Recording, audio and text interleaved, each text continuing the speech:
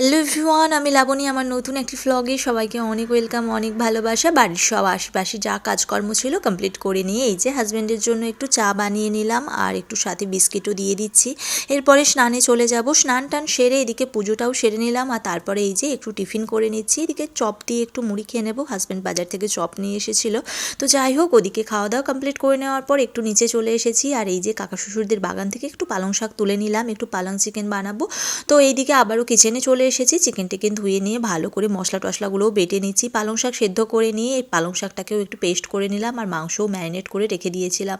যাই হোক, ওইদিকে ওইসব করে নেওয়ার পরে কিন্তু কড়াইতে মাংসও চাপিয়ে দিয়েছি। কষিয়ে কষিয়ে রান্না করে নিচ্ছি আর সবশেষে এই যে পালং শাকের পেস্ট দিয়ে জল দিয়ে ঢাকা দিয়ে হতে দিয়ে দিলাম।